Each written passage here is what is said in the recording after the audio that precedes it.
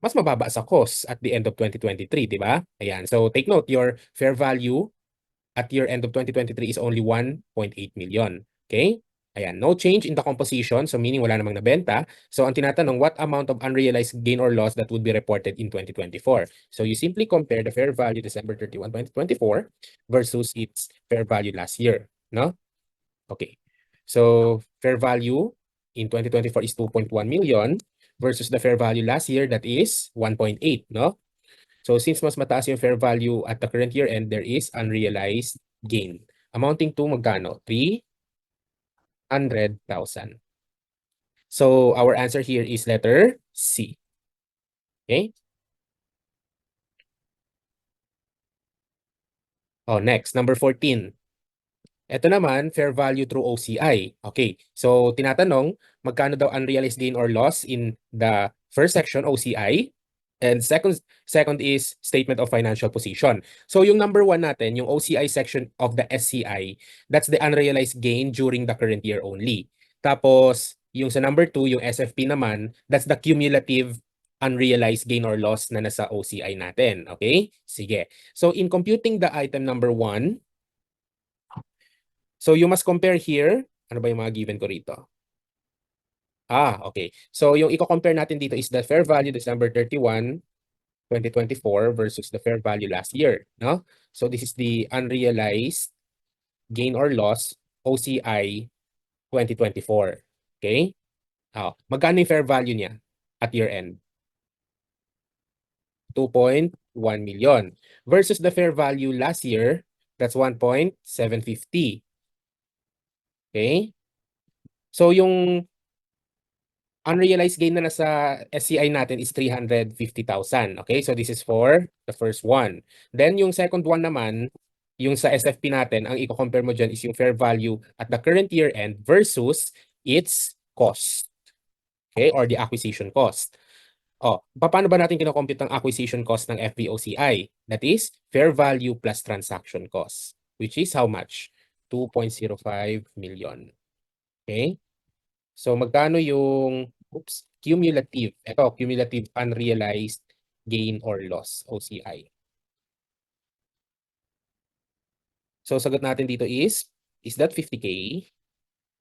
Yan. So for the second item, 50,000 naman po ang sagot natin. Okay? So this item would be letter C. So number 14, letter C tayo.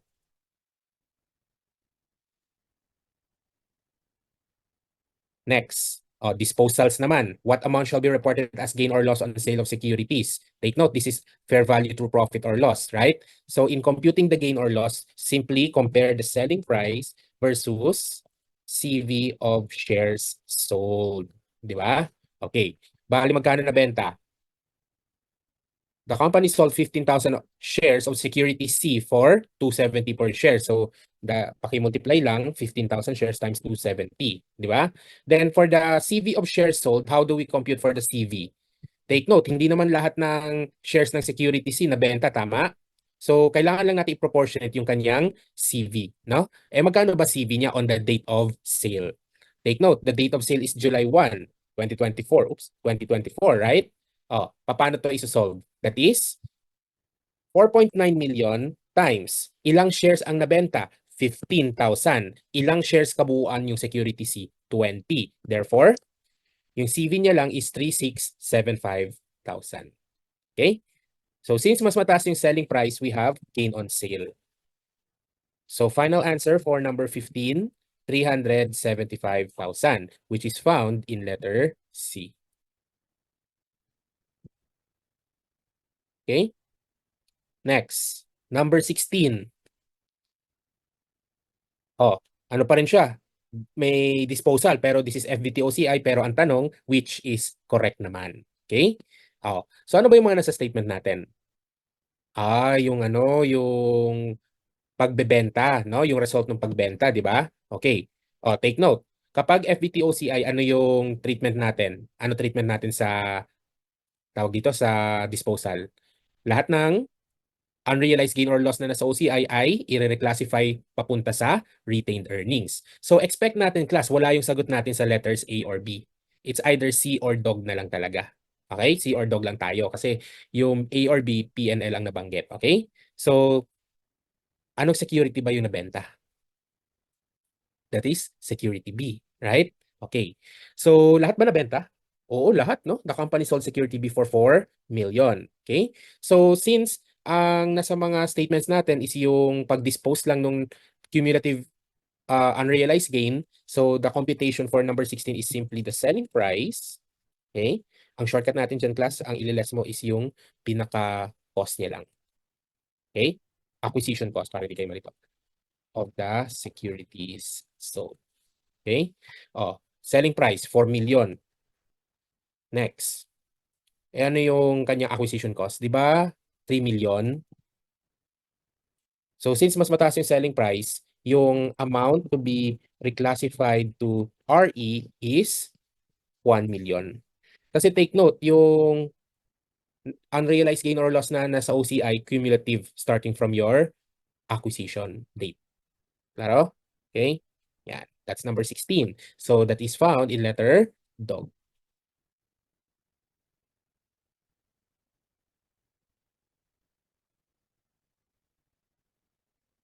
Okay, so number 17, that's theory pala. Number 18, ganun din, theory. Oh, number 19, okay. Sige, skip na tayo. Number 19. Oh, this is investment in ASOC, di ba? So, magkano daw investment income? What is the CV of the investment in ASOC at year end? So, 40%. Okay, carrying amount of the net assets. Ayun. So, nakikita natin hindi bumabangga yung fair value ng net assets ng investee natin sa kanyang CV. So, take note. Baka mamaya meron tayo ditong goodwill or gain on bargain purchase, no? So, before we start computing for the investment income, let us determine first whether the result is goodwill or gain. Okay? So, compare the acquisition cost of the investment versus, okay, the fair value, okay, FVAN niya ng invest natin. Okay? Or fair value of the acquirees net identifiable assets. But take note, 40% lang po. Okay? 40% lang kukunin natin dito. Okay? Sige. So, acquisition cost is 6.4 million. Dahil naman tayong transaction cost, no? Ayun. Now, starting point would be share in Sivanya. Okay? 40% lang din. Eh, magkano ba daw yung ano niya, CV? That is 12.5 million. Next. The difference was attributed to, number 1, equipment. Okay? Ano ang case ng equipment natin? Undervalued, no? Undervaluation of equipment. So, magkano yung undervaluation niya? That is 2 million, no? 5 less 3 times 40%. Kunin mo lang yung share mo. Next. Sa building naman, undervalued din, no? Undervaluation of building. Oops. Of building. Okay. Kano yun? 1.5 million. Okay. Ano pa? Wala na, no? Okay, dalawa lang pala sila. Alright. Sige, so magkano to? Yung share mo sa FVAN natin. 6.4 million. So since pareho lang naman pala yung acquisition cost at yung tawag dito yung FVAN niya, then we do not have result, no? So safe to say naman na walang goodwill or gain ito. Okay? Let's now solve number 19, investment income.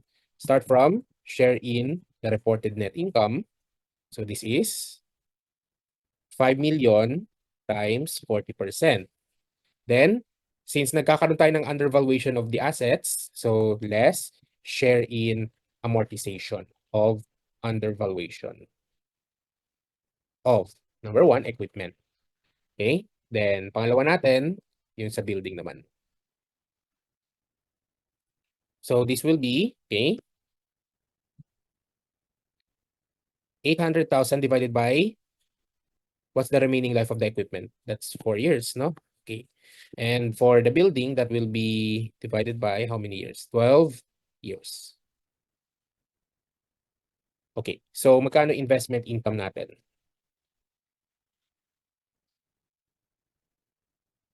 1.75 million. So, number 19 is letter dog. Then, number 20, CV of the investment. So, start from acquisition cost.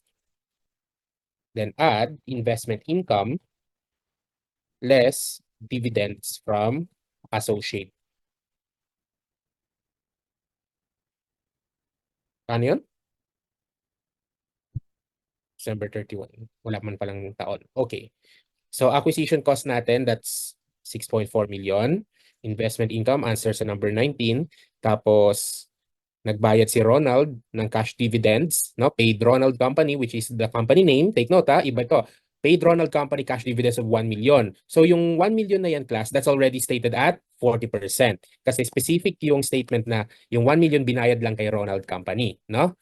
Ayun. Pero kapag ang sinabi, paid cash dividends of 1 million, kailangan mo pa i-multiply ng 40% yan. Di ba? Do you follow? So magkano ang year-end balance ng investment? That would be 7.15 million. Okay? So that's letter C. So number 19, dog. Number 20 is C. Alright? Oh, next. Number 22. Yan yung next na problem solving.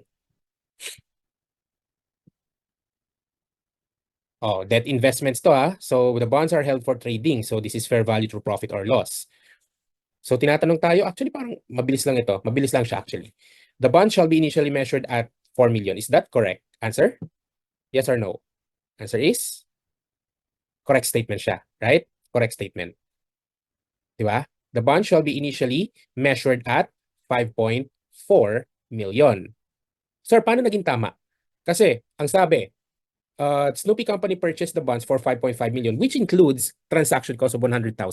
So meaning, yung 5.5 million natin dito, class, may laman siyang transaction cost. Eh, paano ba tayo nagme-measure initially ng FVPL? Di ba fair value lang dapat? The transaction cost must be expense. That's right? So letter A is a correct statement. Letter B, interest income for 2024, 600,000. Is that correct? Answer? Yes. Why? The interest income for FVPL bonds is computed based on face amount times stated rate. So balikan niyo yung ano natin, yung summary table natin sa debt investments for this one, di ba? Number 2, letter C. The bond shall be reported at 5.75 million. Is that a correct statement? Answer? Yes. Kasi your investment in bonds at FVPL are reported at its fair value at year end, of course, right? Eh magkano ba yung quoted price at December 31, 2024? That's 115. Di ba? Oh, magkano ba yon? Sige, test natin ha. Nasa nakalkyo ko. So, face amount mo times 1.15. O, tama naman. 5.75 million, right? So, tama pa rin si letter C. Letter dog, natitira. The amount to be reported as unrealized gain on fair value change for 2024 is 250,000. Tama ba yon? The answer is wrong. Why? 5.75 million versus 5.4, that's 350 and not 250. That's why letter dog po tayo kay number 22. Okay?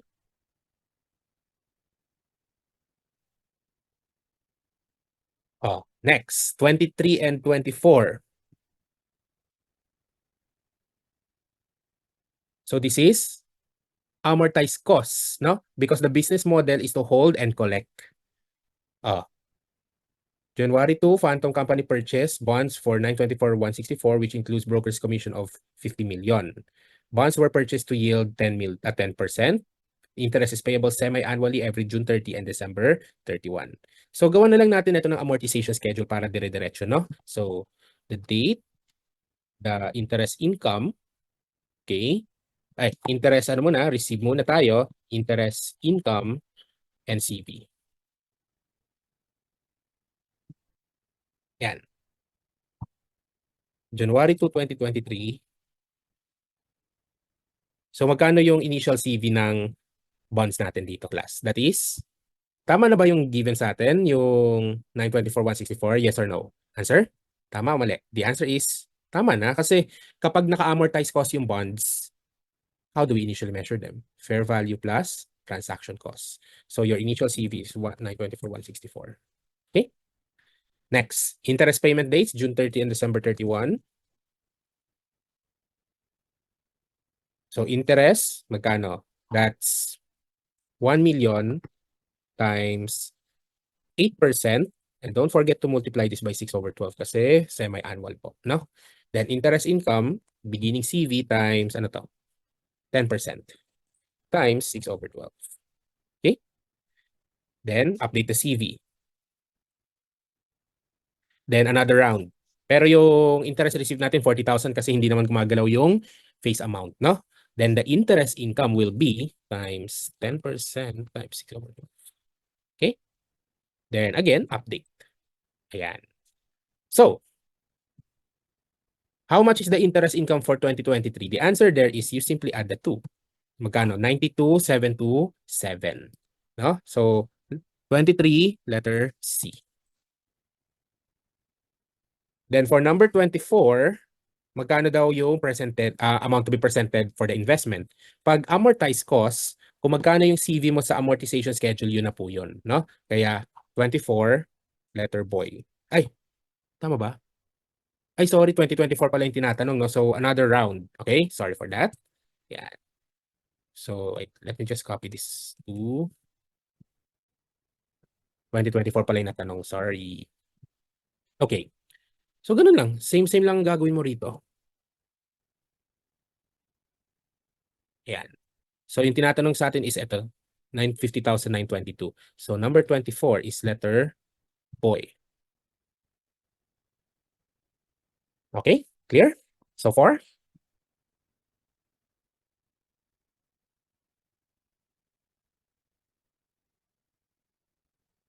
Okay. 25.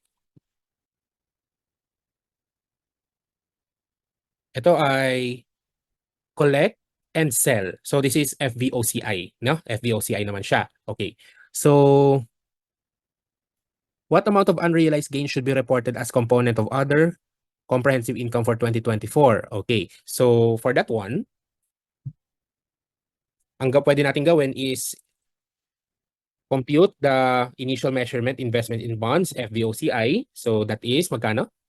Tama naman, 4.76 million because we capitalize transaction costs, right? Then, you add interest income less interest received. Di ba? And ito yung magiging CV niya based on amortization schedule. So, for the interest income, that would be magkano? 10% and payable annually. Then, for the interest received, that would be 5 million. Oops. 5 million times, ano yun? 12%. Ay, teka. 10%. Ito yung 10%. Di ba? Tapos ito, 12%. Yan.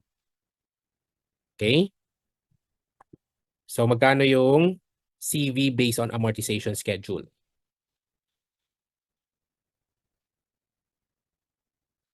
Then, leave one space, determine the fair value at year end. So, ang sabi rito, that is 102.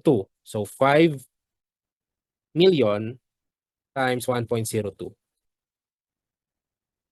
So, magkano yung difference between these two figures here? We have 268,800 and that is your unrealized gain na nasa OCI for 2024. So, yan yung hinahanap ni number 25. Okay? So, sagot natin, letter C.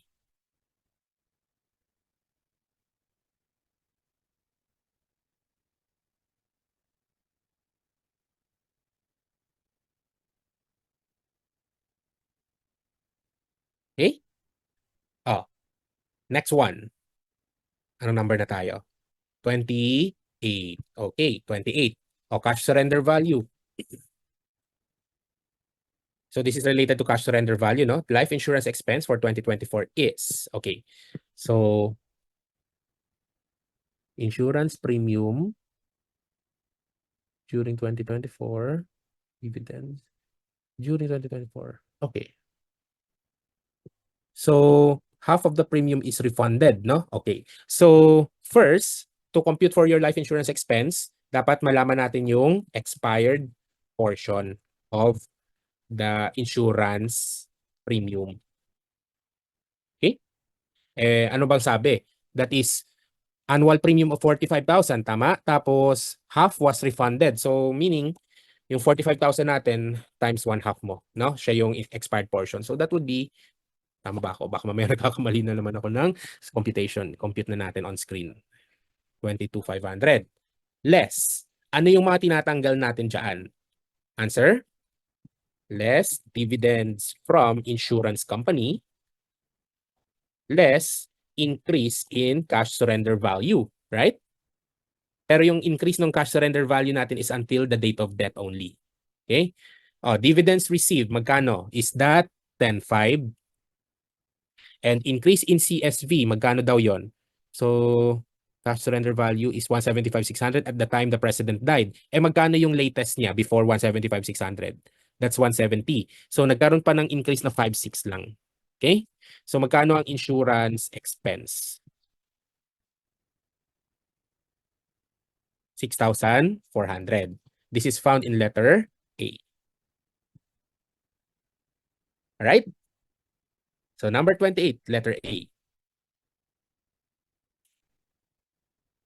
Next, number 29. Sinking fund ito. Yan na naman tayo. Which of the following statements are correct? Walang sawang tanong na ganyan. So as we can see, ang kailangan lang natin malaman is how much is the annual deposit assuming the company made the first deposit on January 1 or December 31. So kapag yung first deposit mo is January 1, that is what? Annuity due. Okay? Tapos kapag ang first deposit naman is December 31, that is ordinary annuity. Right? Mabait yung problem given na agad yung mga future value factors natin. So, it is just a matter of selecting the appropriate ang tawag natin, future value factors. Okay? Sige. So, annual deposit, if the first deposit is on January 1, 2020, okay? Versus annual deposit if the first deposit will be on December 31. Okay?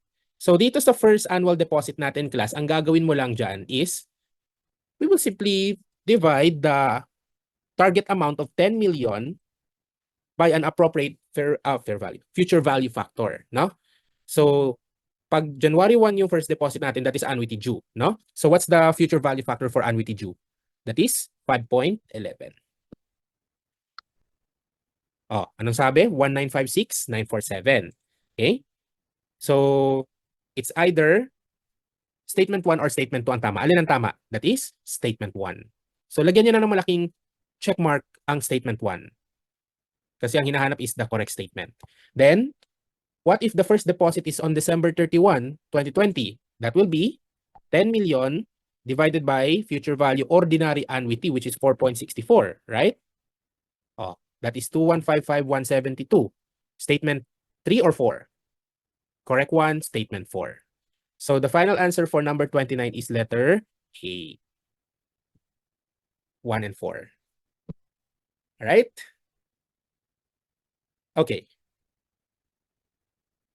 Number 30. Yun, investment property. Pero yan naman, which of the following statements are correct? Walang sawang tanong. Okay. So ano ba yung mga nasa statement natin? Gain on fair value change, may conceptual question, and CV. Okay. So the company acquired building. So cost is 9 million. So take note, the accounting policy is to use the fair value model, no? And the fair value is 9.6 million. Pag fair value model, ano yung mga relevant concepts natin, class? Pag fair value model number 1, we do not depreciate investment properties. Right? So, statement 3, alam nyo nang tama yun. Tama yung statement 3 natin. Di ba? So, statements 1, 2, and 4 na lang talaga. The entity shall report gain on fair value change, 600 or 900. Anong tama dyan? That is 600,000 because the initial measurement of investment property, regardless kung mag-cost model or fair value model ka, the initial measurement is cost, right? Yun. So statement 1, correct na rin. Okay? Pwede nyo nang lagyan ng malaking checkmark si statement 1. Next. Pag fair value model, how do we report investment properties at year end? Syempre at fair value. Magkano fair value ng building? 9.6. Tama ba si statement 4? Yes. Therefore, final answer, number 30, letter C. Do you follow? 31. Reclassification. What total amount shall be recognized as gain on transfer of classification to be reported in P&L? O, P&L P&L to. Okay. So, tatandaan natin yung mga rules ng reclassifications natin. Okay? So, the accounting policy is to carry all investment property using the fair value model. So, sa fair value model, may tatlo tayong sub-scenarios, di ba? Okay. So, first one, building initially being used as administrative function. So, meaning, ano siya? Initially, naka-owner occupied, di ba? Kasi ginagamit pala siya sa operations eh. Then, nagbago yung usage, ipaparenta na daw sa mga external parties. So that the scenario of the building is from owner-occupied papunta sa investment property. O ano rule natin kapag ganon? Pag mas mataas yung fair value kesa sa CV, how do we report the difference? Answer, revaluation surplus. So yung difference between 2.5 million and the CV of 1 million, yung 1.5 million ng building, hindi siya sa P&L, sa OCI. That's why hindi kasali sa computation yung para sa building. Okay? Next, may pangalawa, yung lupa.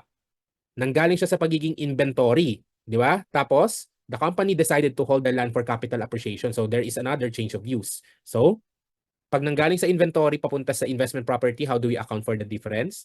Profit or loss. Okay? So, yung sagot nung number 31, nandun lang kay land. So, magkano? That is 5 million less 2 million, we have 3 million gain. So, number 31, letter C tayo. Alright? Oh, let's continue. So, number ano na tayo? 33. Okay, ba't naka-31 to? 33. Ay, sorry. 31 is yung kanina yan, no? Oh, tama. Sorry. Sige, 33. Ayan. Alright. Oh, inventories. Inclusions, exclusions based on FOB terms. Oh, what's the correct inventory balance? So, ilan ito? 1, 2, 3, 4, 5. So, Lex Company's year-end inventory on December 31 is 1.65 million based on physical count prior to considering the following. So, yung magiging initial point natin dito, class, is inventory per physical count. So, that's 1.65 million. Okay. Then, 5 bullets, B1 to 5.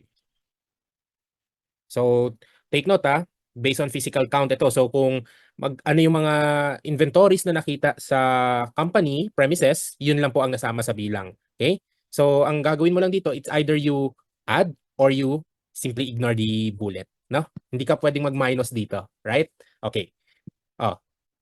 Bullet number 1. So, goods shipped to Lex Company FOB destination on December 20 were received on January 2, 2024. Take note, FOB destination, ano yung rule natin pag FOB destination?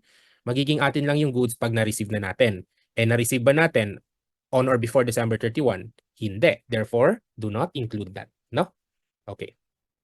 Second, goods shipped to Lex Company, FOB shipping point, on December 28 and were received on January 4. Oh, pag FOB shipping point, ano rule natin? Atin yung goods pagka-ship ng seller. Di ba? Regardless kung natanggap natin o hindi, pero atin na yung goods pagka-alis sa seller. So since nakaalis na ito sa seller ng December 28 pa lang, pero hindi pa natin nare-receive as of December 31, atin po yan. So, i-add natin yan kasi hindi pa yan nasasama sa account since wala pa yan sa company premises. Okay? Bullet 3. Goods shipped from Lex Company to the customer. Take note, si Lex Company yung company natin, this time naging seller siya. No? Na-ship out ng December 27, na-receive ng customer on January 3. Di ba? So kapag ang FOB mo, destination, pagdating naman sa perspective ng seller, hindi aalis yung ownership niyan sa seller hanggat hindi pa natatanggap ng buyer. Right? So since January 3 natanggap ng customer yung goods, atin pa din yung ownership. Okay? Pero ang tanong, nasama ba yan sa physical count? Nasama ba yan sa physical count? Hindi. Therefore, kailangan mong i-add back yan. Ang given pa sa atin, sale price at cost. Alin ditong i-add back natin? Siyempre, yung cost. Di ba? Not the selling price. Okay? Next. FOB destination na ship out ng December 28 pero na-receive ng customer owner before December 31. Ano ang case natin dito? Atin pa din ba yan o hindi na talaga? Answer? Hindi na. Natanggap na ng customer eh. So, anong treatment dito? Ignore mo lang yan. Okay? And lastly, goods shipped from Lex to customer FOB shipping point on December 26, natanggap ng January 7. Pag FOB shipping point, Yung ownership malilipat agad kay buyer pagkaalis sa seller, right? And nakaalis na kay Lex ito, December 26 pa lang. Therefore, hindi na talaga yan atin, no? So you simply ignore. Okay? All right. So, what will be the correct inventory as of December 31, 2023?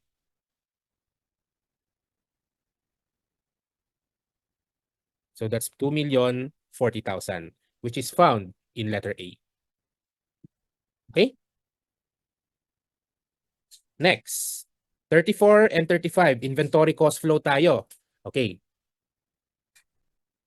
So ending inventory is 850 units. Bali, pinapakompute tayo ng cost ng ending inventory using FIFO and weighted average method. O, sa 34, how do you cost your ending inventory using FIFO? By using the most recent purchase price, right? Okay. O, ano yung recent unit cost ba natin? Di ba 580? Ilan lang yung units? 450. Take note, 850 units yung need natin, di ba? So, out of the 850 units, the 450 units will already be valued using 580. So, 450 times 580. Next, what about the remaining 400 units? Saan natin kukunin yan? Doon sa susunod na recent price, no? The next recent purchase price, which is 550. Kakayanin na ba ng 550 yung remaining 400? Yes. So, for the 400 units, 400 times 550, okay? So, your ending inventory cost will be 481,000, which is found in letter A. Then, for number 35 naman, cost of EI under weighted average method. So, di ba pag weighted average method, ang first na ginagawa natin is to compute for your weighted average unit cost, right? So, paano nga ulit kino-compute yon? That is equal to PIGAS divided by units available for sale, di ba? Oh, so gawin mo, compute mo muna yung mga total purchase costs for each date. Okay? So, sundan natin ha, April 1. Okay. So that's 600. Teka, ayusin natin para mas maganda ang presentation natin. Baba ko to, units, then unit cost. Hindi, ano mo na lang to? Total cost na lang. Yan. So ilang units to? Ay, 600. Then, multiply mo lang yan sa purchase price. Okay? Next, April 10, 1,600. Tapos, 550. Then the last one is April 28.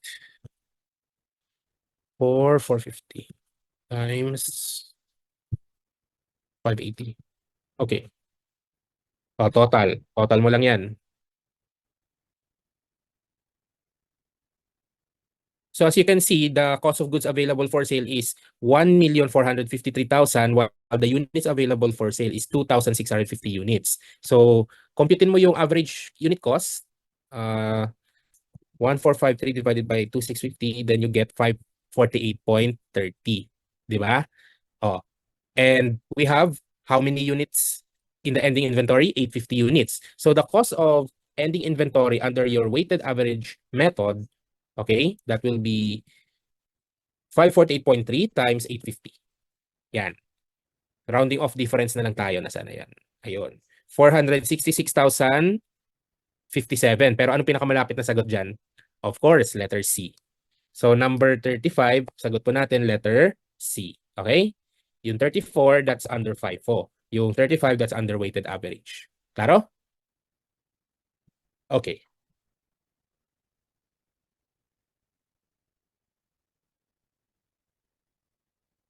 Number 36, inventory should be carried at.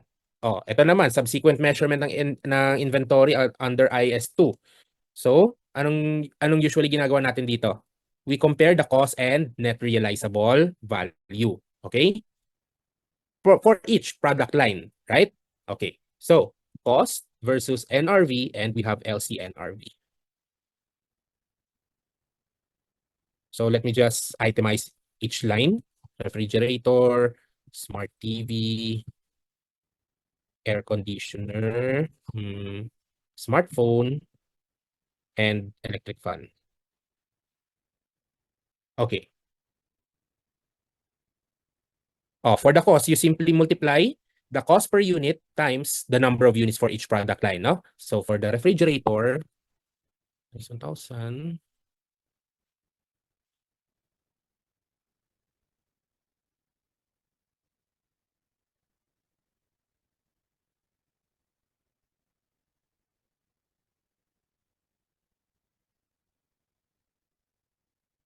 250. Ayan.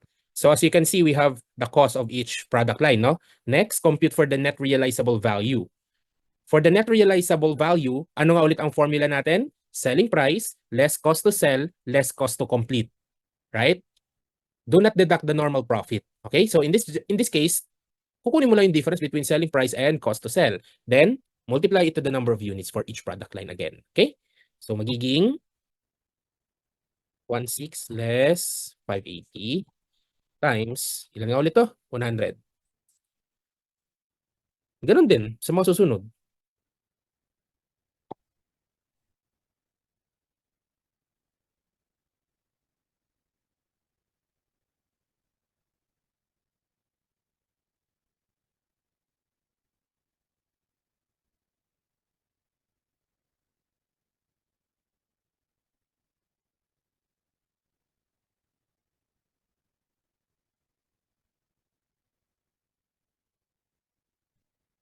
Okay. Then, compare mo lang, then pick whichever is lower, no? Pero dito gagawin ko na lang yung Excel formula natin, if formula, no? Ayan. Pero syempre hindi natin na magagawa sa board exam. Okay? So, manual nyo siyang i-check. Okay po? Ayun. So, if cost is less than NRV, then pick. Teka, ano nga ulit yung ano ko? Ano nga ulit yung logic? Cost less than. You pick this. If not, then NRV. O, di ba? Yan lang. Kukunin niyo lang palagi yung lower between the two. Di ba? So, to finally answer number 36, this will be 1,040,000, which is found in letter boy. So, number 36, letter boy tayo.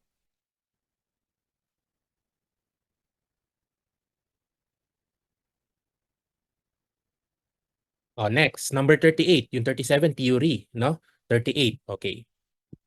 Uy, gross profit method to na parang pinaghalo ng concept ng AR and inventory estimation. What is the estimated fire loss? On October 2, a fire damaged the warehouse of Colorado Company. All inventory items and many records stored in the warehouse were destroyed. However, a portion of the inventory could be sold for scrap. Backup files provided the following. Paano tayo nagko-compute ng fire loss? Natatandaan niyo pa ba? Di ba we usually compare the estimated ending inventory versus the actual inventory on hand. Then the difference is loss, right? But in this case kasi, ang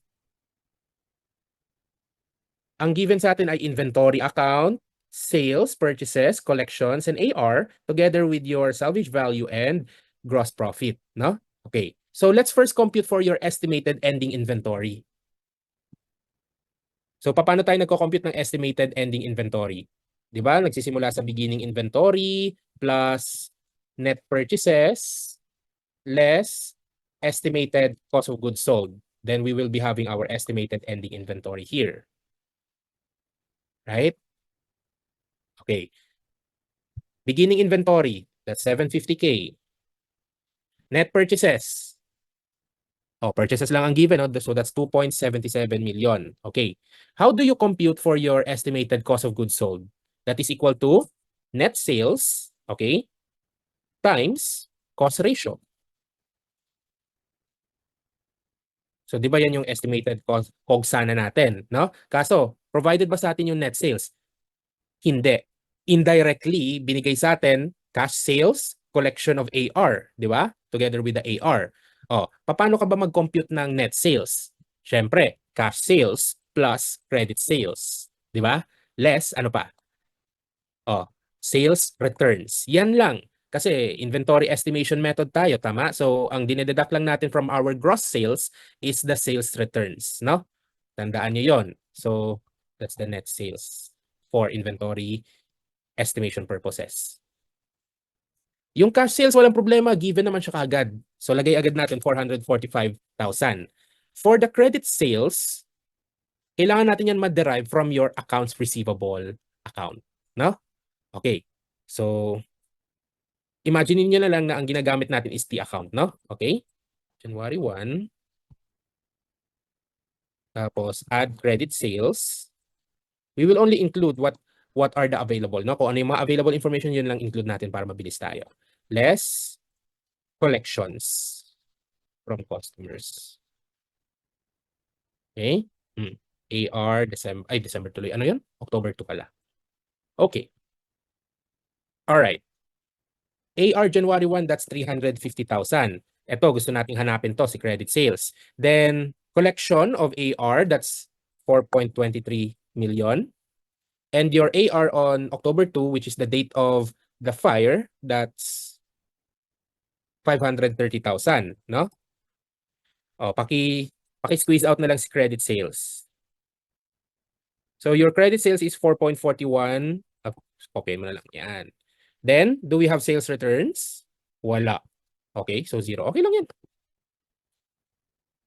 Oh, net sales mo 4,855, right? Now, net sales 4,855. Next, what's the cost ratio? That is equal to 100% less your gross profit ratio of 32%. Yan. So what's your estimated COGS? That would be 3,301,400.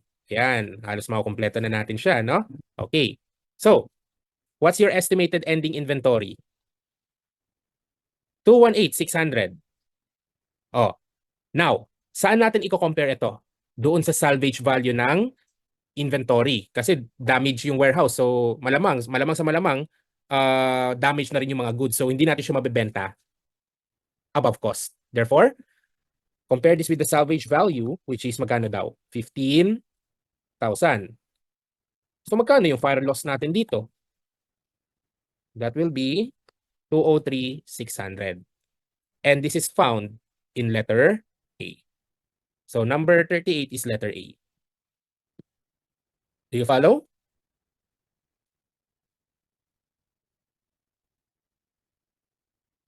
Okay. Oh, number 39.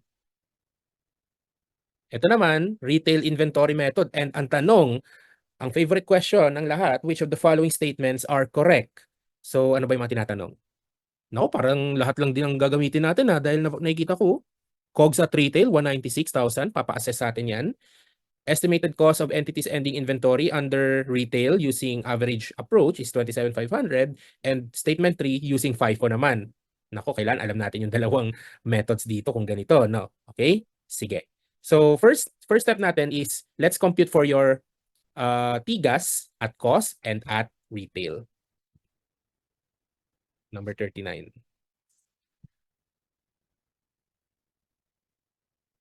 Sige. So ano yun natin, no? Tingnan natin ano yung mga available information for this one. Beginning inventory, purchases. Ano pa yon? Purchase returns. Purchase allowance. Ano pa? Freight in.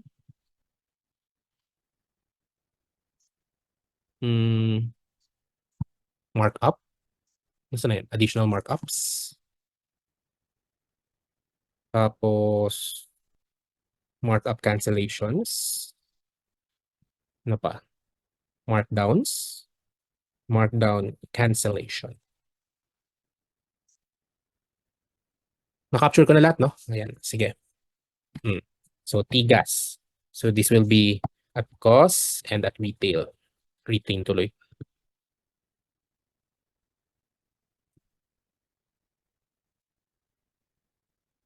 Sige, plot lang natin, no?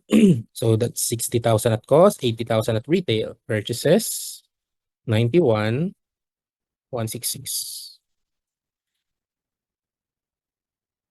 Purchase returns, tama ba?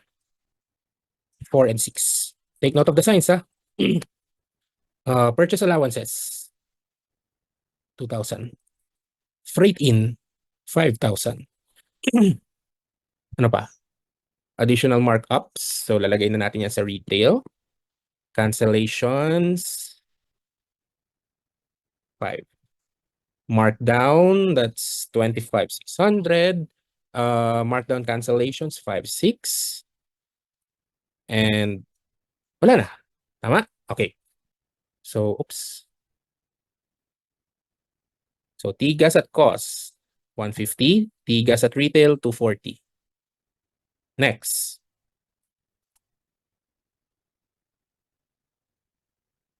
Bali, pinapakompute sa atin yung number 1, CGS at retail. So, how do we compute for CGS at retail?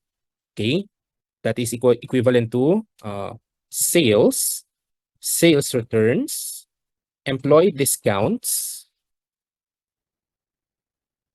and normal loss. Di ba? Tama? Kasali yung normal loss natin dito. This is your COGS at retail. Oh, magkano yung ano natin, yung sales natin? That's 198. Returns 4,000. Ignore sales discount, hindi natin yan dinededuct for estimation purposes. Employee discounts. Tandaan nyo, employee discounts, this is directly deducted from the amount of your sales. So, add back mo yan para maging accurate yung sales natin, no? Net loss tuloy. Normal loss, meron? Wala. So the estimated COGS at retail would be 196,000. So tama naman ba? Yes. So malaking checkmark si statement 1. So to answer statements 2 and 3, kailangan nating computein muna yung ending inventory at retail, no? So how do you compute for the ending inventory at retail? So that's T-gas at retail less COGS at retail. Ayan. EI at retail to. Okay po? O, gamitin na natin yan for FIFO and weight and average. Okay.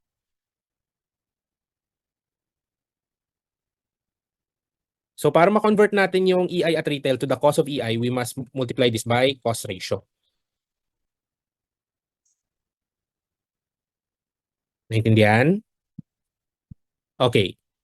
O, pag FIFO, paano mo kinocompute yung cost ratio?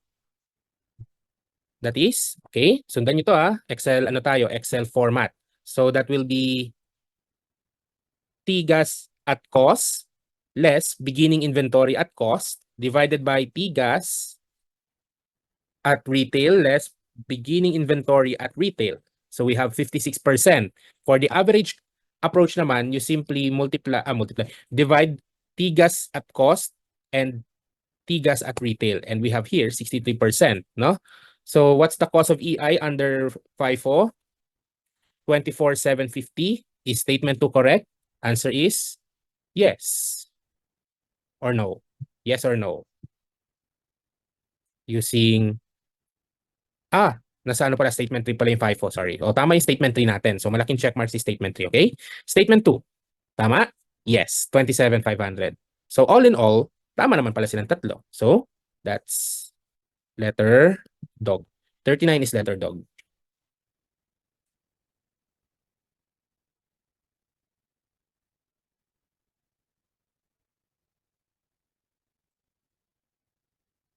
Alright? Ayan.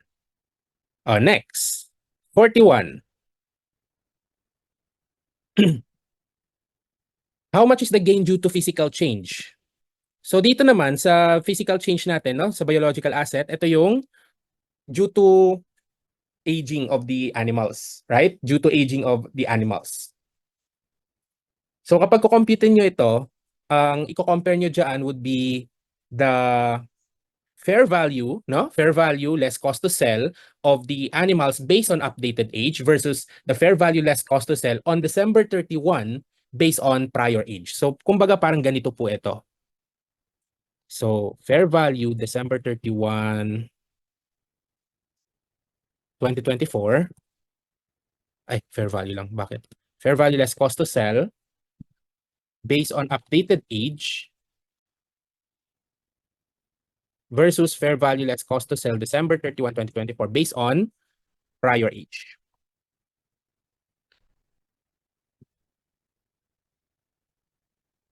Okay? Oh, ano yung mga categories natin dito? Meron kang, teka, ano yung mga categories natin? So, 1 year animal, 1 year old, papuntang 2 years old. Di ba? Tapos, 1.5 years old to 2 years old. Tapos, may naging newborn, no? So, from being newborn, papunta sa 0.5 years old.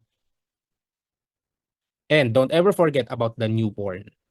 Okay? Kasi kasali yan sa physical change, no? Okay. Oh, magkano ang fair value less cost to sell ng mga 2-year-old animals? So that's 6,000 less 500 cost to sell. Then yung 1-year-old, 5,100 less 500. Then 2 years old, yun pa rin. Pero yung 1.5 mo natin, magkano siya sa dulo? 5.7. Okay. Then, 0.5 years old, saan na yun? 3.9 minus 500. Then, based on prior age, that's newborn. Saan yung newborn natin? December 31. Okay. 3.8 minus 500. Okay. Yan. Kunin mo lang yung difference, no? So, 5.5 less 4.6 times, ilan to? Yung mga 1-year-old na naging 2 years old. 15. Then, same procedure. Ilan ang animals na from 1.5 naging 2 years old? That is, dalawa. Okay. Then, for the newborn to 0.5 years old, ilan sila? Tatlo. Okay? And don't ever forget about the newborn, which is, magkano siya nung isinilang? That is on July 1, 3.5 less 500 times 3. Okay? So what's the gain due to physical change? We have 23,400. So your final answer for number 41 is found in letter C. Okay, let's continue na. So number 43. PPE na. Yan, malapit na tayo matapos. So at what amount should Bharat's company initially recognize the machinery? So as we can see, the company issued a 4-year interest-bearing note which is payable. The interest is payable annually, no? Cash price not known, while the effective rate is 12%. Okay? So ang gagawin natin dito is note receivable concept. Okay? So compute for the PV of the note. So that's PV of the principal plus PV of the periodic interest. So for the principal, magkano yung principal amount niya? That's 500,000. Then multiply this with the PV of 1. So nasaan na yung PV of 1 natin? That's 0.71, no? Given naman siya. Okay. Then for the periodic interest, that would be 500,000 times 4% times 2.40. So your machinery will be how much? 403,000. That is found in letter boy. Okay? So number 43 is letter boy. 44. Yan na naman. Which of the following statements are true? Okay? So statement 1, it's just a theoretical question. Cash discounts, whether taken or not, shall be deducted from the purchase price of the PPE in determining its initial cost. Is that a correct statement? Answer is yes. Diba sabi natin sa discussion, cash discounts, whether taken or not, will be deducted. So tama yung statement 1 natin. Yung statement 2 na lang ang kailangan nating i-assess. The total increase in the equipment account as a result of the above transactions is 4.65 million. So tama ba to? Tingnan nga natin. Letter A, less mo na kagad yung 5% times 0.95. Then for letter B, not taken, but regardless, mag-deduct pa rin tayo. So magkano ang total neto? 4.65 million total increase. Tama po ba yung statement 2? Answer is yes. So, answer for number 44 is letter C. Okay. Okay, number 45. Acquired in exchange. So, CV 720 and paid a cash difference of 280,000. The fair value of the old welding machine is determined to be 1.7 million. What is the cost of the new asset acquired? Okay. So presumption natin, class, if the problem is silent, the transaction has commercial substance. Therefore, you will be determining the fair value of the asset given up, then plus or minus cash paid or received. Di ba? Ayan. So that's the initial cost of the asset received. Oh, given ba yung fair value ng old welding machine? Yes, 1.7 million. Tapos nagbayad ng cash difference of 280. So plus cash paid. So what's the answer for number 45? That would be 1.98 million. So that's letter dog. 46, it's a theory question. You can check the answers based on the answer key, no? 47, 48. So ano to? Borrowing cost. Okay? Borrowing cost siya. What amount of interest should Smith Company capitalize as part of the self-constructed asset, and what would be the cumulative cost of the asset on December 31? So as we can see, meron siyang specific borrowings and at the same time meron siyang general borrowings, no? Okay. So ang una nating gagawin dito is compute for your WACAPEX or the weighted average expenditures, 'di ba? Okay. Ano ba yung mga ano natin, expenditures? January 1, April 1, July 31, and December 1. Oh, i-ano natin agad, average natin. So 400,000 times 12 over 12, walang problem yan. 500,000 times 9 over 12, 480 times 5 over 12, and 180, 1 over 12. So what's your WACAPEX here? Oh, 990,000, right? Okay. So yung WACAPEX natin, the next step is hahatiin mo yan between specific borrowings and general borrowings. So the WACAPEX is being financed by both specific borrowings and general borrowings. Okay? Oh, unahin mo yung specific borrowing natin. So that is 500,000, no, yung principal amount niya. Then, for the amount being financed by general borrowings, you simply deduct 500,000 from there. Okay? Ayan. So doon sa specific borrowings natin, class, yung magiging capitalizable interest natin or capitalized interest will simply be equal to the actual less investment income kung meron, no? Okay. So, ano yung interest rate ng specific borrowing natin dito? That is 18%. Okay. Tapos, meron kang income from temporary investment, which is 10,000, no? So, this will be times 18% less 10,000. Okay.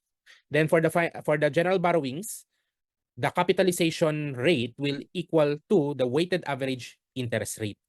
Dahil dalawa yung general borrowings natin, edi compute natin, magiging, sige, nasa na yun. So, principal amount is 600,000 together with interest of 20%. Tapos, may isa pa, 1,018,000. Okay? So, compute natin yung WAIR dito. So, that's 600,000 times 20%. Then, 1 million times 18%. So the total annual interest here is 380,000, while the total principal is 1.6 million. Okay? What's the capitalization rate in this case? 19%, no? So 490,000 times 19%, we have 91,875. Okay? Did you get it? Nasundan? Yan. Yung 91,875, compare mo yan sa actual interest on general borrowings and we can see na mas mababa talaga si 91,875. So magkano capitalized interest natin? That's 171,875, which is found in letter boy. Number 46, letter boy po tayo, no? Okay. 47, cumulative cost. So pagdating sa cumulative cost, ito yung actual or absolute values, no? So anong tawag natin dito? Capital expenditures, no? Hindi yung weighted average, but the absolute amount. So ano yun? 400, 500, 480, and 180. Okay? Then add borrowing or capitalized borrowing costs, which is your answer in the previous item. Okay? So magkano yung cumulative cost? So the answer there is letter boy. 47 is letter boy na rin. Okay? Ay, teka, mali yata yung numbering ko. 47 and 48 pala. Sorry. Okay. 49, that's theory. 50. Ito, depreciation. 50. Okay. So, what amount should the company? So, sige, pakipalitan na lang yung yung company name. From Lay to Jean. Hindi ko pala na-edit yan. Yung Lay is Jean Company. Okay po? Alright. So, naka 150% declining balance for the first 5 years, then magsiswitch to straight line depreciation. Ang tinatanong, magkano yung depreciation pagdating ng 6th year, di ba? So kapag magko-compute ka ng revised depreciation expense, it must be based on the CV on the year prior to the year of change. Di ba? So kailangan mo siya i-depreciate for 5 years, right? So 5 beses mo gagawin yung pagmumultiply, okay? 5 beses mo gagawin ito. CV beginning times 1 minus 150 uh 1.5 divided by n, no? 5 beses mo gagawin yan, okay? What's your 150% declining balance rate? That will be what? That will be 1.5 divided by, okay, 10 years. Di ba? Yan, 1.5 divided by 10 years, that's 15%. So, gagawin mo CV beginning times 1 minus points. Gagawin mo to ng 5 beses. Okay? Yan. Alright. So, for the revised depreciation expense, that will be equal to, okay. So, CV, December 31, year 5, gagawin mo, 375,000 times 0.85, 85, 85, 5, and 85. Okay? Yan. Tama? 5, no? 5, 1, 2. Oh, tama. Then, revised depreciation expense. Okay? From there, divided by remaining life of 5 years na lang, no? Nakuha nyo? Ulitin ko, Saan nakuha si 166,389? Dinepreciate natin siya using 150% declining balance. Okay? Then, the CV at the end of 5 years, that will be divided by the remaining life of 5 years na lang din. Di ba? Kasi 5 taon na ang nakalipas from 10 years, di ba? Ayun. Di ba? Nakukuha ba ako? Yan. So, ang sagot natin for number 50 is letter C.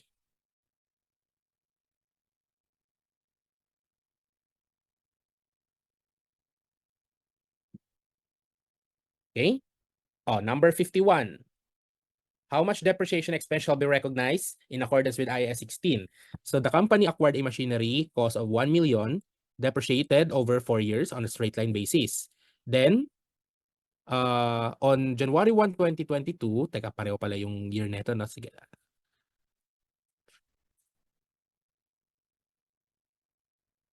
Ayusin natin dito sa video. So, bali magiging ano to?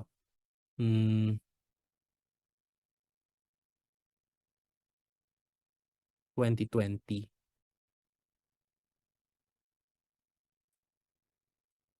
Okay. Tama. So, gawin natin itong ano na lang, no? Instead of January 1, 2022, yung date of acquisition, gawin nyo lang po siyang 2020. Okay? Yan. So, yan na lang natin ito. Okay? Then, the others, okay na yan. Yung date of acquisition lang i-backtrack natin to 2020. Alright? Okay. So, Pagdating ng January 1, 2022, the company spent 200,000 to improve the capacity of the machinery, no? Okay. So first, ang gagawin natin, compute the CV at the end of 2021. So cost, that is 1 million less accumulated depreciation December 31, 2021. Okay? So ilang taon tayo magde-depreciate dito? Divided by 4 years times 2 years. Okay? So the CV December 31, 2021, yan, 500,000. Tama? Okay. Now, nagkaroon ka ng improvement cost which causes the productivity to increase by 50%. So this is considered to be what? This is considered to be capital expenditure, no? So add po tayo ng improvements. Magkano ito? 200. So yung magiging CV mo pagdating ng January 1, 2022 ay 700,000 na, di ba? Okay. How much depreciation for the year 2024? Okay? Yan. So magiging ano mo diyan, magiging depreciation mo diyan class is ito po, no? Okay. CV, oops. So revised depreciation starting 2022, yan, magiging 700,000 divided by ilang years na lang ang remaining. Remaining life of 2 years, no? Ayan. So ang sagot mo, 350,000. Okay? So for number 51, ang magiging sagot natin is letter C. Okay? So for clarity na lang, no? Ano yung mga corrections na in-effect natin? Yung date of acquisition, iba-backtrack natin siya to January 1, 2020. And another correction, instead of 2024 yung tinatanong, gawin nyo na lang 2022. Okay? Gawin nyo na lang po itong 2022. Naintindihan? Okay. Para hindi kayo malito. Okay. So, sagot natin 51 letter C.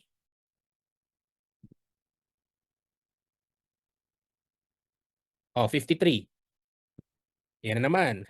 Mga which of the following na naman, no? Pero ito, straightforward naman siya, di ba? So, gagawin mo lang dito is, ano ba mga tinatanong? Okay. So, compute for the CV under both, no? Under, tawag dito? Under the deferred income approach and cost reduction method. Okay? Yan. Tapos, for the other statements, kailangan mong gawin is computein mo yung depreciation, yung tawag dito yung income, no? Government grant income, okay? Yan. Ko-compare mo rin yung depreciation under the cost reduction method and your deferred income approach, okay? Ayan. So, I trust naman na alam niyo naman kung paano tayo mag-account ng government grants, okay? So, your answer for number 53 should be letter dog.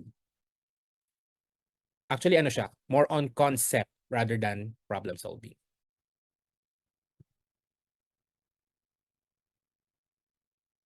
'54. Okay. Oh, may non-compliance dito. Tapos tinatanong ka ng depreciation for 2023, di ba?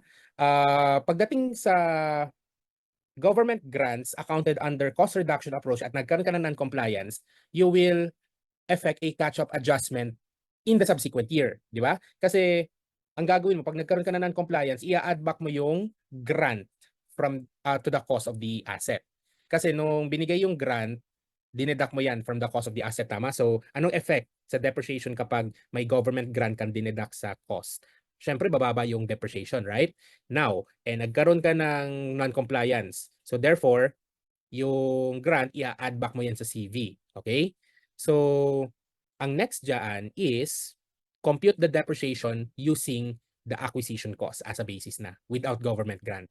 And what about the depreciation attributable to the government grant in year 2022? You will recognize that as a catch-up adjustment in 2023. So, ang magiging sagot natin dyan is letter dog po. Okay, number 54 letter dog. So the solution is this one here. Let me just copy this. Ayan. So ganyan po ang magiging computation natin. Okay? 670,000.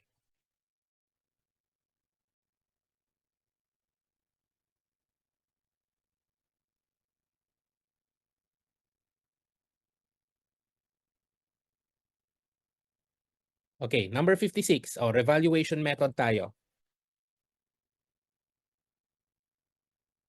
Yan na naman, mapuro statements na naman.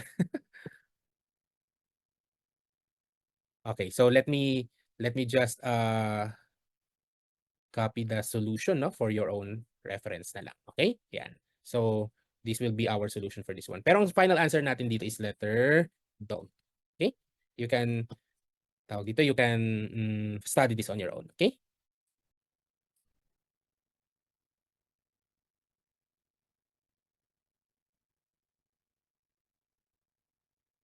Yeah. Okay. Sige. Ayan. Sige. So you can answer that on your own. Okay? So that's the solution there. Oh, 57. Revaluation. Final answer here, letter C. Okay? Letter C. Solution?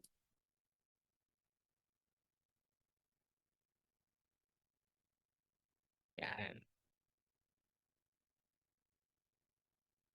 Okay. Next, number 59, impairment po tayo. 59, your answer should be letter A, computed as follows. Ayan. So, sige.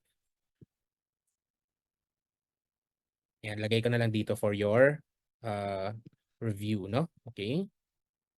60.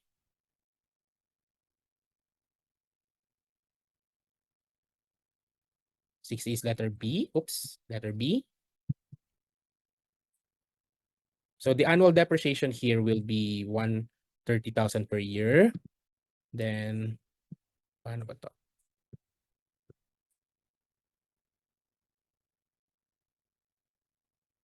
Yan. Okay. For you to determine the solution. Okay? Sige.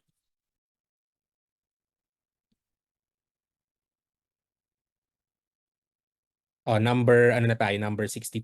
Okay. Number 62. 62 natin, letter B. Okay? Letter B ang sagot natin dyan. So, paano to i-compute sir?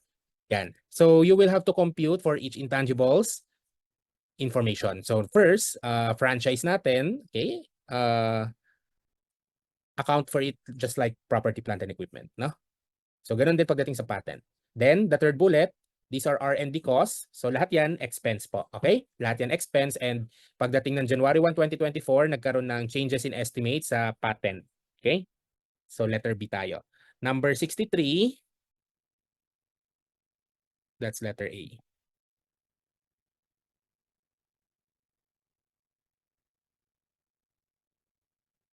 Next, 64. Letter C po tayo dyan. Okay? Last three items. So, number 67, our answer here is letter C. Number 68, letter B. And 69, answer is letter A. Yan. So those are the answers for your non-current assets held for sale and discontinued operations. All right? Okay. So the Excel file will be sent to you also. Okay? So thank you for listening, guys. Bye-bye.